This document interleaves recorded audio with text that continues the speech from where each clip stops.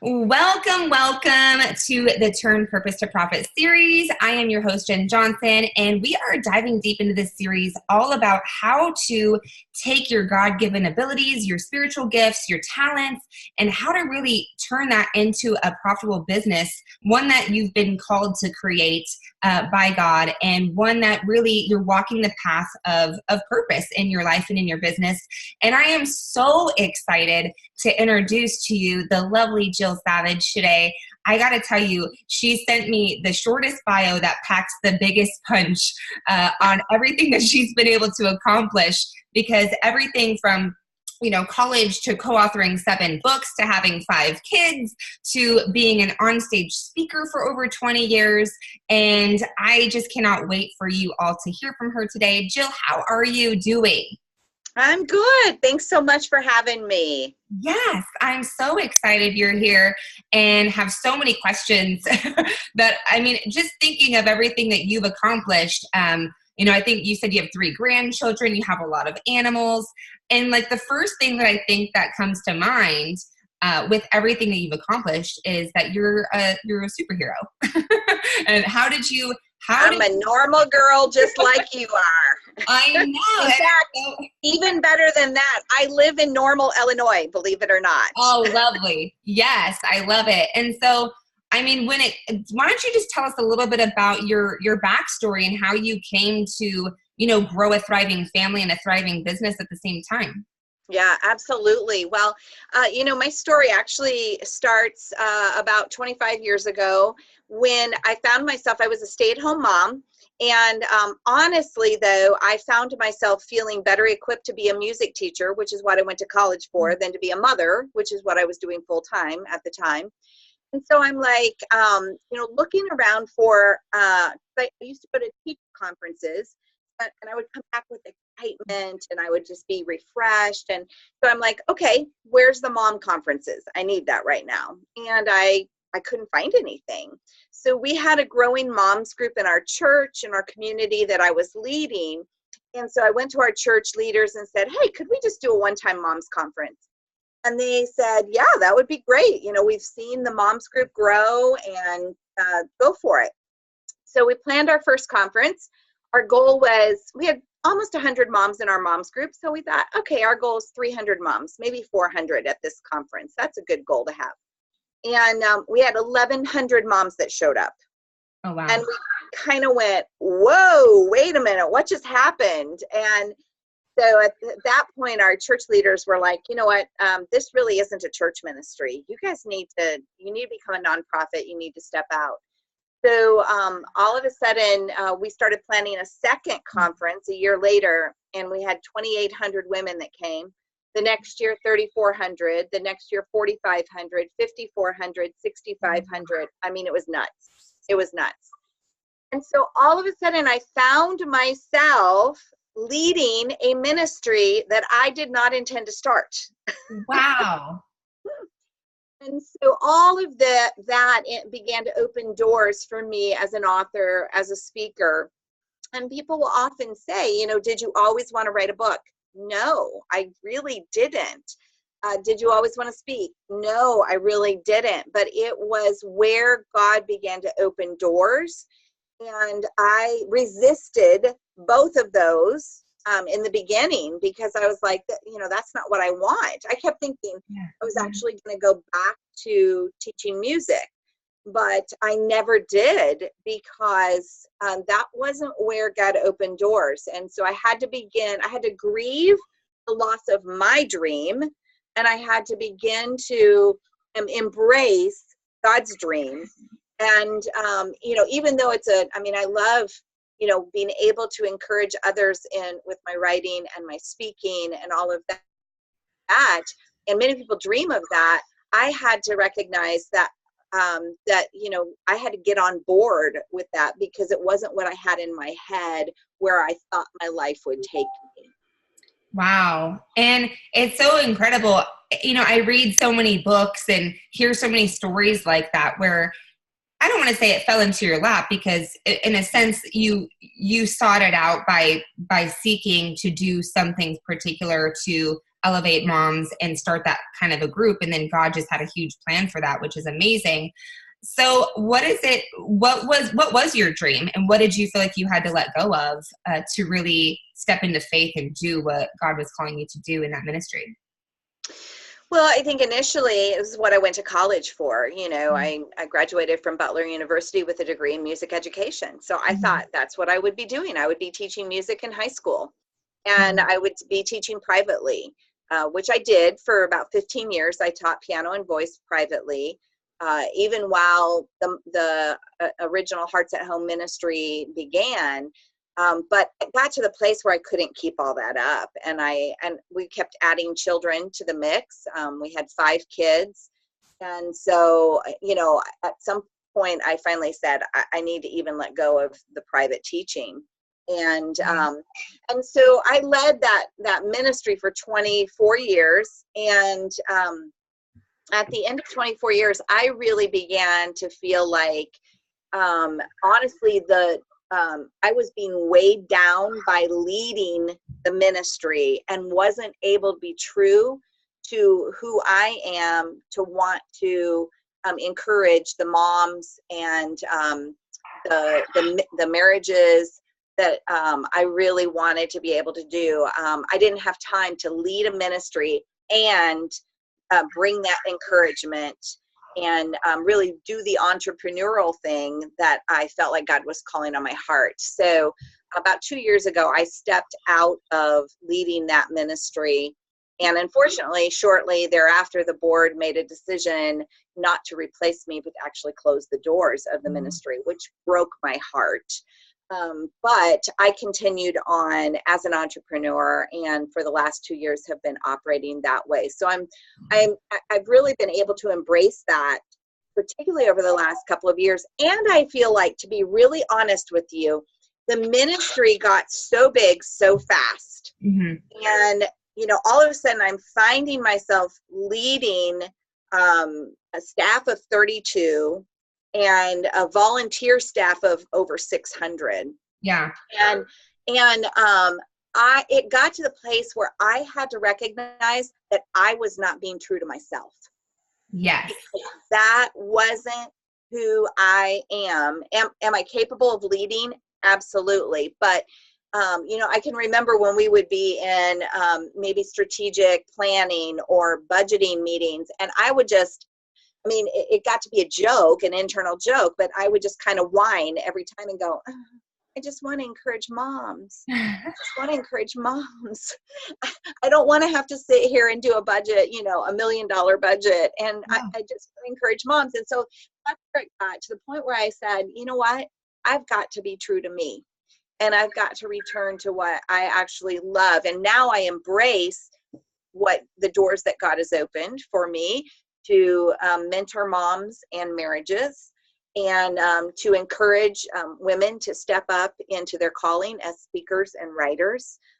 And so, now I'm really being more true to myself.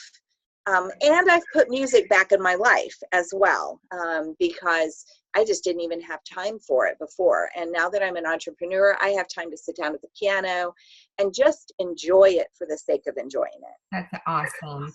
Me and my husband are both musicians as well, actually. So I love that we have that in common. And, it's funny because we say we want to start a business for time freedom and to create the lifestyle that we always want. But in all honesty, building a business takes up a lot of time. So it sounds like, in the beginning, when you just had this little idea, you had no idea it was going to be so successful right out of the gate, where a lot of people don't have that instant momentum. So what would you suggest for moms or parents that are looking to start a business that see that as such a far off vision? Like, oh my gosh, to have 1,100 people show up at one time, that just doesn't typically happen when you're starting a business. So what steps would you encourage them to take to really create that kind of momentum in their business? Well, I think that, one of the things that we really have to do is you have to set goals, but then when reality, sometimes those goals, we surpass them, and we celebrate when we surpass them. But in reality, sometimes we also have to change our perspective in the midst of chasing those goals. And let me give you, I'll tell you something I'm in the middle of right now. So I decided earlier this year that I was going to step out and do a new type of event for moms. I call it my Mom Getaway Day. And it was the first time that I had done my own little event. It wasn't going to be at the size of, what we used to do with our Hearts at Home conferences. It was going to be more intimate. And so I did my very first event in the spring. And we could seat 250 at the venue, and I sold it out in 4 days.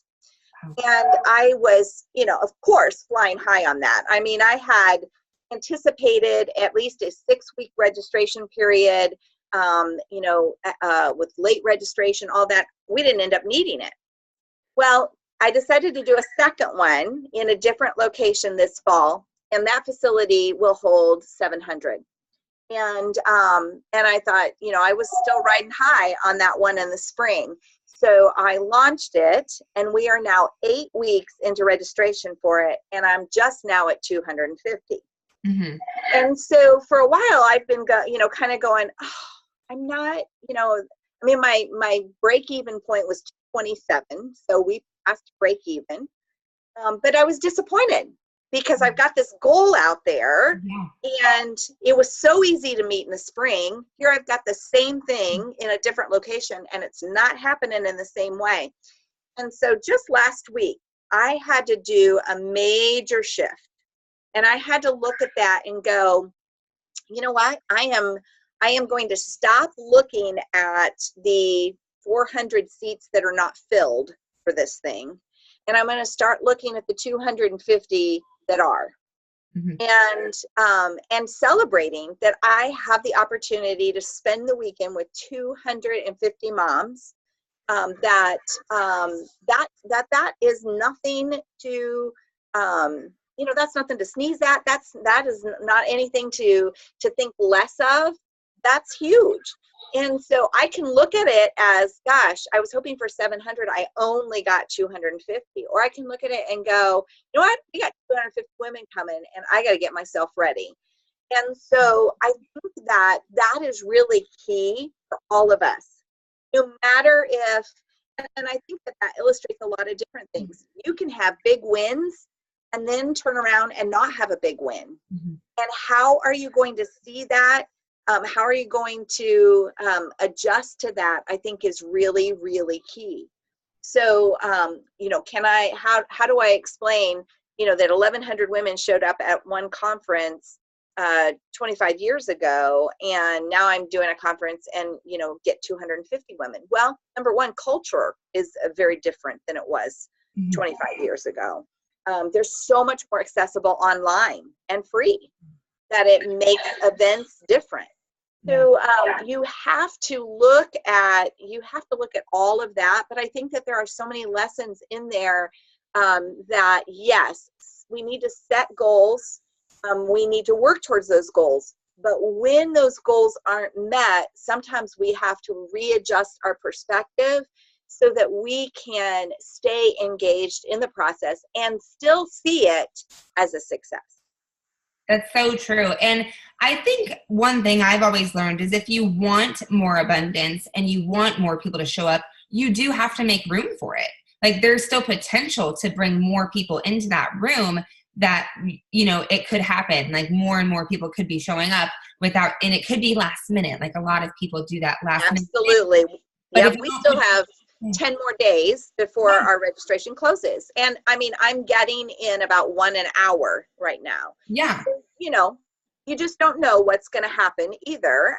But at the same time, I also knew that I could spend this entire month in disappointment, or I could spend this with a different perspective and really be grateful for who is coming and the opportunity that we have to spend that time together. Yeah. And I think we have to do that with anything, an online webinar that we do, and a course that we sell. Yes. Any of those things, we need to set those goals, but and then when we hit those goals or surpass them, we celebrate. But even if we don't hit them, we still need to celebrate and just adjust our expectations. Yeah.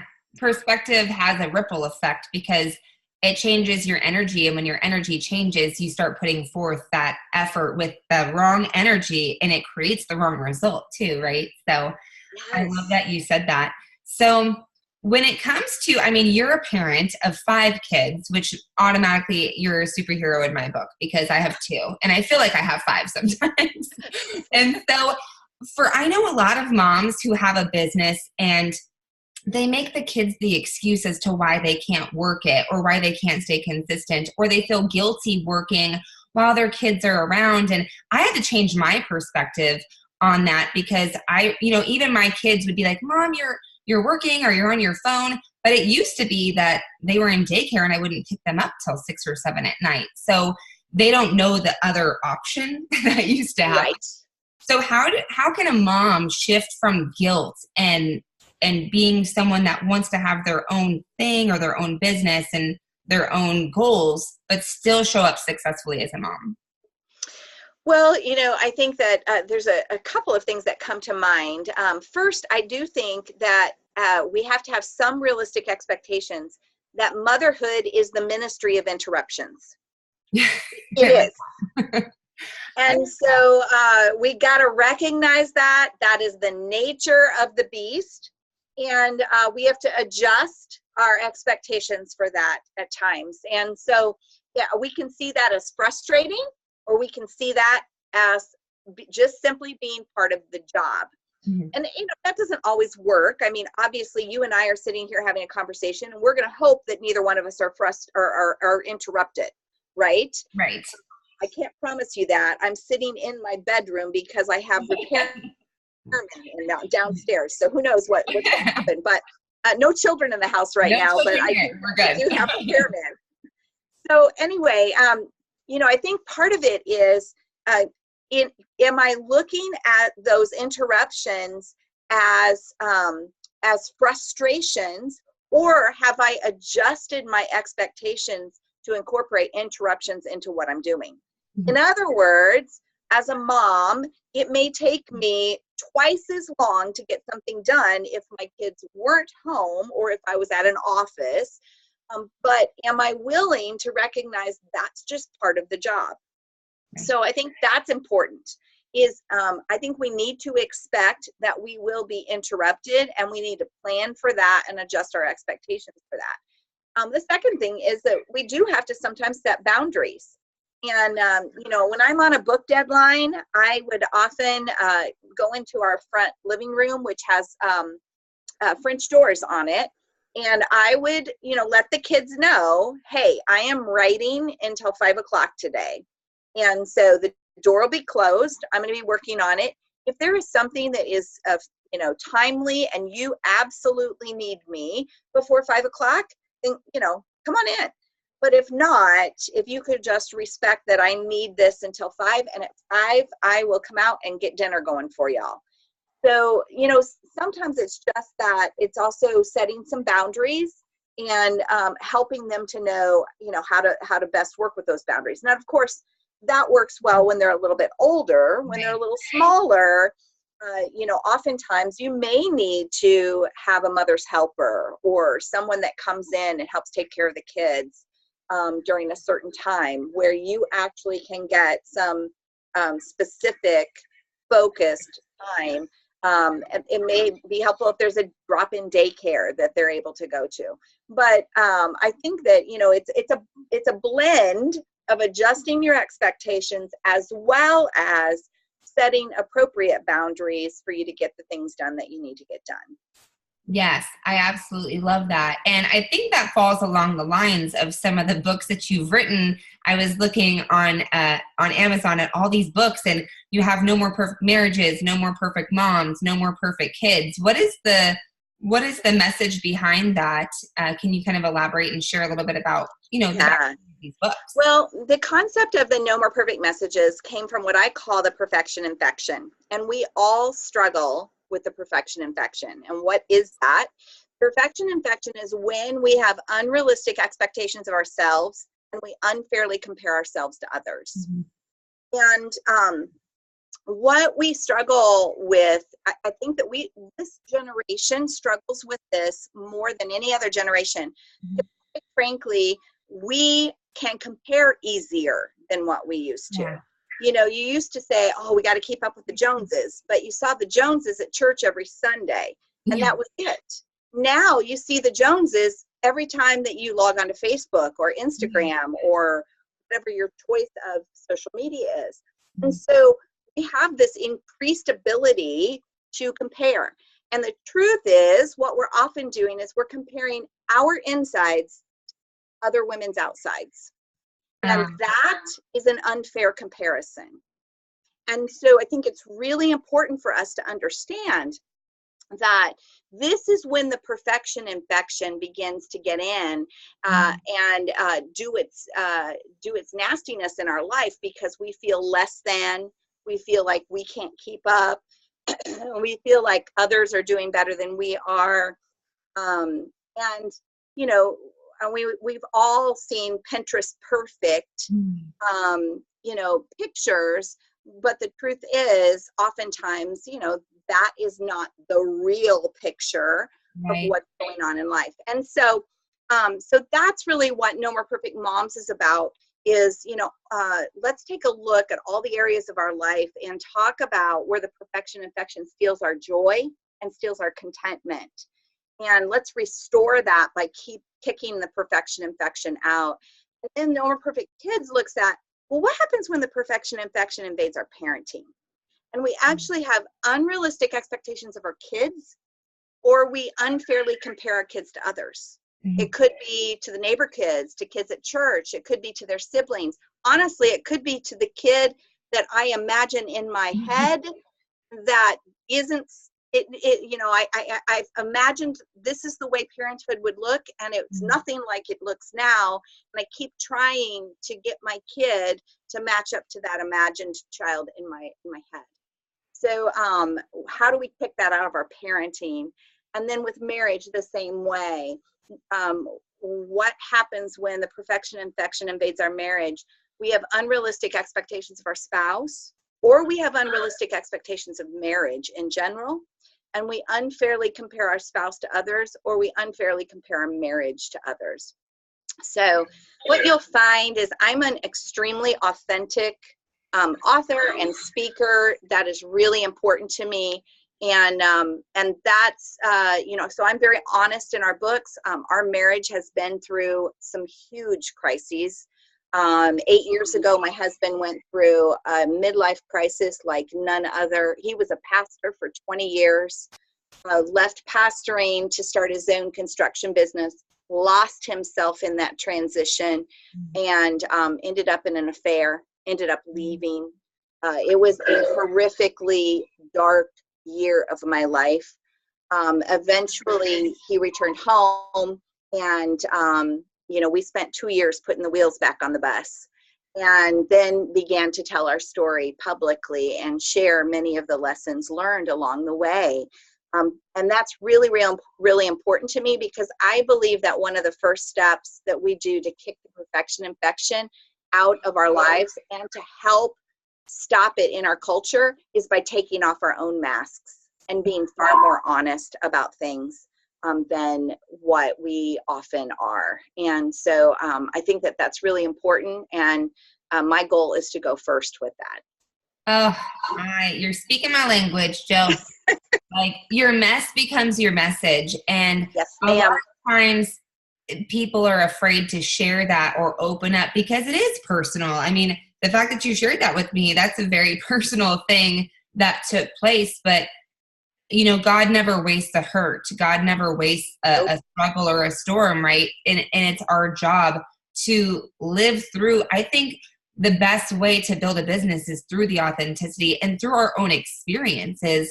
And a lot of times I see people, like you said, they're too busy comparing to notice their own greatness and to bring that to the forefront.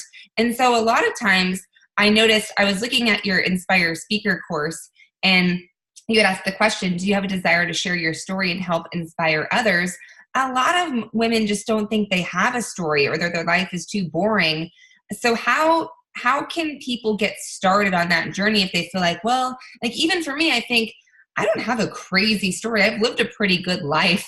And so I don't really have any, any crazy thing other than I struggled in trying to build a business for 12 years. And then I kind of finally figured it out. So what would you say to those who just feel like they have a hard time getting started and being authentic and sharing an experience? Well, I do believe that, we all have a story. And I do think, though, maybe we're asking the wrong question. The question I would say is, what lessons have I learned? Right. That's the question. What lessons have I learned? Because the lessons that you have learned are then what you can turn around and build a business on. Because those are lessons that others need. And you may have learned those lessons, without the shrapnel of a horrible story, that oftentimes we do hear about. You may not have had terrible trauma in your life, but we all have pain. We all have hurt. We all have struggles. We all have places where we moved from point A to point B, and then C, and then D. And so recognizing that there is always somebody who is ahead of us, and there is always somebody that's behind us. And your goal is to find out and build a business around helping those that are behind you. Yes. And so I think that's really the heart of it, and is recognizing your story does matter and your experiences do matter, and you can leverage those to help others move forward in the same way that you did, and maybe make that journey a little bit easier for them than it was for you. Yeah. And I think that's key. It is. It's so important. And a lot of times people struggle with like, I don't know what kind of content to create or what kind of video I should do. And they're searching outward, and it's great to read books and do personal development. But I believe that like it really comes from your wisdom and from your life experience and sharing authentically. And when you do that, I always tell people you want to be able to get on a stage or on a webinar and talk like you really you actually know what you're talking about, not like you have to read your notes, because that's just regurgitation. It's not coming across authentically like something you can truly speak about, Yes. Oh, yeah. I love that. Yeah. And, I think sometimes it takes a while to get and to filter down what that is. I just had coffee this morning with a gal that I've spent the last couple of years mentoring, and she started out as a speaker / writer, and had a blog and was trying to build a business around that, but feeling like it wasn't 100% authentic. And then she moved into an editing business, and so she started to work on this editing business, and she's good at that. But she was still feeling like, it just wasn't quite there. And so then she actually recently turned a corner, and she is building an entire business around helping people just tell their story, period. That's it. Yeah. Whether it's through their writing, through their speaking, writing a memoir, recognizing, and so she has honed it over about a 2-year process. So I think that that's also key, is that we want instant success, and we want instantly to feel like, okay, this is the direction I need to go. But honestly, it takes time. It takes trial. And we have to recognize that where we are today is likely not where we'll be in another year or two, because we're going to know ourselves better. We're going to test the market in different ways. And so just to recognize it's far more of a process and a journey than it is a decision to simply start your own business or move into the entrepreneurial space. It's going to be a journey that you're going to learn from and hone along the way to figure out really what am I passionate about. Yeah. And I know some people struggle with having no ideas. They just don't know. I don't know. I'm not good at anything. I I don't have a passion for anything. They've kind of just stopped imagining as they've gotten older. And then I know for me, I have so many ideas, and I think it's not possible for me to work on all of these at the same time. So Right. which one should I focus? Like, which one is really for me, God? Like, just put it on my lap. And so I think the discovery process, you can become frustrated or impatient, and knowing, why are you giving these? Like, it's a blessing to have so many ideas, but also it can be frustrating. So what's the best way to know, let's go this way? Like, let's pick this lane, because for you have a couple different things. You do the speaking, you have like, how were you able to pivot and build the brand and the correct audience towards the different things that you're doing? Well, and you've got to start somewhere. Mm-hmm. That was part of the conversation she and I were talking about this morning, is that you've got to start somewhere, because a lot of times in our head we go, well, if I start this, it really kind of affects this, and then, but if I don't do this first, and it's like, at some point, yes, you need to think through the logic, but at some point you just have to do it. Yeah. And then adjust along the way. So, that's where I think sometimes we become paralyzed by all the possibilities. We're literally paralyzed by possibility. And what we need to do is just pick up and start somewhere doing something. And so I think that is a first step. I think a second step, and I do find that coaching has been a really important part of my journey. And now I coach others, and love doing that, because I know the value it has had for me. And sometimes you need somebody that is that sounding board, but is also the one that is like, you know what, the last 3 conversations you've talked about this. So isn't it time that we really begin to dig into this, and you take a next step as it relates to that particular passion of yours, this recurring theme? Sometimes we don't recognize the recurring themes in the things that we talk about and that we say, and it takes somebody else to be able to identify and go, do you realize that every single time we talk, you mention this? A lot of times people are like, no, I didn't realize that at all. So that, I do think that, it requires us to oftentimes shell out some investment to do that. And I know that that's hard, especially when we're trying to, start up a business. But I think investing in yourself and in a relationship that will help you to know yourself better and hold you accountable to next steps is one of the best things we can do. Oh, absolutely.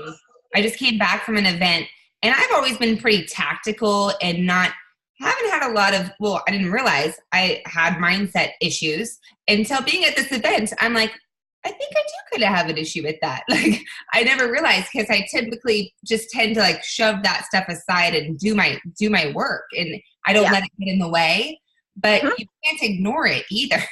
So I was excited to like dive in more into leadership, and I'm doing another program in leadership now. And it's important though, because it comes back to perspective, because a lot of people think, when I get here, then I'll do this. Yes. So how do they make this, like teaching people to make that shift? It's not when and then thinking. It's do this now, because that's going to create your results, Yep. And that's where I say, you're paralyzed by those possibilities. So now, my encouragement is, what's the next right step for you? What is the next right step? Let's just identify that. Yeah. I realize that it's probably the next right step of 20 to get to accomplish whatever this is, but let's take the next right step and get that done. And then we'll identify the one after that, and we'll identify the one after that. And so it's just being willing to get in the game. And oftentimes this is also where the perfection infection comes in. We are paralyzed by perfection. It is not going to be perfect. It just isn't. And so, so I'll use my Inspire Speaker course. When I did my very first one, I simply sold the course. I hadn't written it yet, by the way. Love it. I sold the course, and then I wrote it from week to week. It was a 4-week course, and I wrote session 1, and then I delivered it the next week, and I based it all out of Facebook. And so I had a private Facebook group, and I taught through Facebook Live. And so it was the beginning. And then at the end of that course, I surveyed and said, what was great about this that you really enjoyed? What do you wish I would have covered? And so then that gave me the ability to improve it. And eventually I turned it into an evergreen course that people can take anytime they want. But I also offer it twice a year in what's called active classes, because I find that people love being a part of a class. They like having a deadline to get their work done. They like the accountability. They like the community. And so I find that works well. All of that has taken me about 2 years to hone in on. But had I not just jumped in and made the decision to do it in a very simple way, and to actually do it before I had the whole thing written, then I don't know that I would have ever gotten started. So I've done the same thing. And what's so great about that is if you commit to it before you create it, now you have to commit to it. Like you have a promise, you've declared it. So now you have a promise to deliver on that thing, and it forces you into action. It does. It's an awesome way to go about doing it. And it's funny because people go back to perfection and, I have to get this done and that done. I won an affiliate contest doing that, like promising a workshop. And I was like, well, I guess once I won it, I'm like, well, I have to figure out what I'm going to put in this course now, right? And you just, as long as you hold up your word, and it's so important to stick to your commitments. I love that. So I love all the things. I'm having all the feels from you, Jill. I absolutely love you. I think you're a gem. Where can people find you? I know you have some free resources you wanted to share. The books I know are on Amazon. Like, tell us all the things. Right. Well, you can find my books on Amazon. I think I'm on 13 different titles. I've co-authored 7 of them. 5 are my own. Yeah. 6. That would be 6. Wow. And then, but JillSavage.org, that's my website. It's my home base. And then, from there you can get my resources for speaking, for coaching. Also nomoreperfect.com. NoMorePerfect.com is the place where all of my No More Perfect books sit, as well as free video curriculum for those. So if anybody's ever looking to do like a small group or even for themselves, we offer free video curriculum on that. So that's the best place to do that. And then the URL, it's probably just as easy for us to post that URL to my freebies. But I've got 1 Corinthians 13 for moms, for parents, actually. 1 Corinthians 13 for parents and 1 Corinthians 13 for marriages. Perfect. And I'm giving those away because, we're talking about building a business. But if we build a business to the detriment of the relationships that mean the most to us, it's really a fruitless effort. So we have to love well in the midst of the pursuits that we are having in the business world. And so I think that both of those were part of my journey of making sure that I was keeping my priorities straight in my marriage, in my mothering, even as I was building my brand and my business. I absolutely love you. Yes to all of that. And so guys, definitely feel free I'm excited to dive into the books. And I think it's important that we stay connected in our life. It's so easy to not be present when you're trying to build a business. You may be there at the restaurant or with your family, but you're thinking of all these other things, and you don't want to miss out. You don't want to miss out on the most important parts of life because you're building a business. I'm going to build a business to create more impact in your life. So Thank you so much, Jill. This has been so amazing. I could talk to you for 2 more hours. And It's been fun to chat with you. Thank yes. you. And so, yeah, we'll definitely stay connected, and go check out all of her stuff. It's amazing. And I look forward to doing something with you here again soon. Sounds good. Thanks. Okay.